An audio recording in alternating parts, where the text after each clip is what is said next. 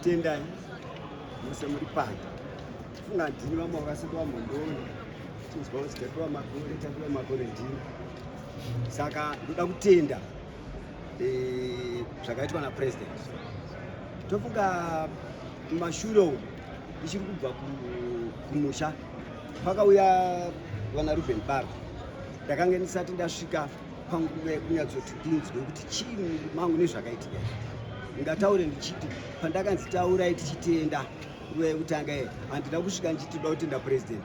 Ndakatanga ndataura kuti mese mukundoona ndiri pano handina mhosva yandakapara asi ndiri pano dzaive shungu dzangu zvechokwadi kusvika pano zvamukundoona handina mhosva yandakapara asi handizvo zvatakanzi titaura. Saka izvo ndaakutenda nekuti ndaakunamata kuna Mwari ndichiziva asi ndiri pano. Tinoziva kuti kana mubhaibheri Joseph wakaedzwa akaitwa sei akapfekedzwa evidence nebhatyereri akanzi anga anditora aitodiwawo asi akanzi bhatye rake akapfekedzwa evidence akaenda mujeri asi Mwari vakanga vainaye vachiziva chinangwa chavo naJoseph.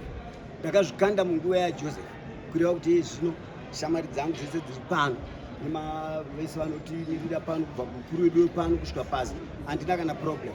Ndakazozviona kuti ndiri Joseph sekuti ini ndega inini ndinoziva kuti ndakasvika pano ndisina mhaka yandakapara asi ndoda kutenda president wedu sezvambotaurwa apa kuti vakabvawo neko kuna kumira musho because 2 days chete munhu ukagara 1 gumi uri wega kusvika mangwana unogona kutodaidzira chiuya muchitiuraya wakwana.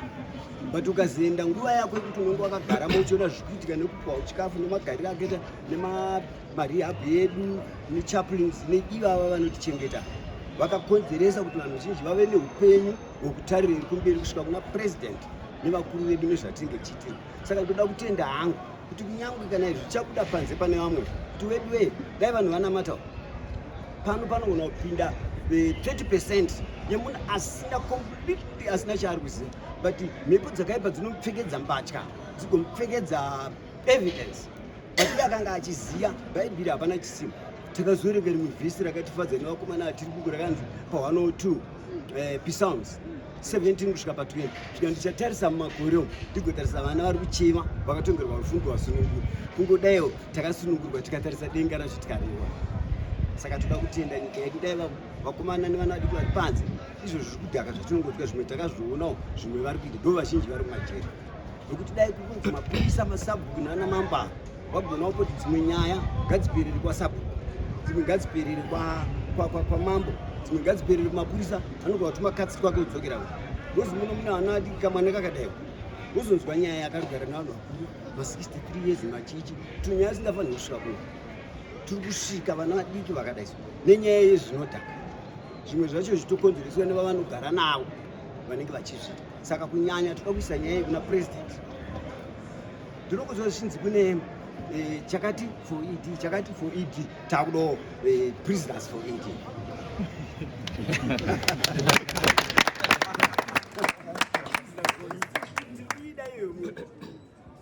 tingave mhosva vakomana vese but mumwe anokonzereswa kuita mhosva mumwe anopara achida mumwe haana kupara but tangotenda kuti tiri kuno ini ndiri kuzviziva even pandakapuwa kondemu kuti nezita raJesu tichadzokera kumhuri yangu. Naizvozvi life iyo nezvamuri kuita izvi mutosebera so pane zvandiri kuziva pamberi apo kana zvikaita 10 years gati asi tiri kuenda kumba tigonorayira vese vachanourayira vachirayira nyika yaita zvakanaka iyi. Ivo vanhu vari muno muvese panze apa vamunoona famba nemotokari dzine mavhiri kumashure vaya hapana asina kuya nepano hapana asina kuya nepano panodzidzisa zvakaipa nezvakanaka nezvinodiwa nezvekudzidzisa vanhu pano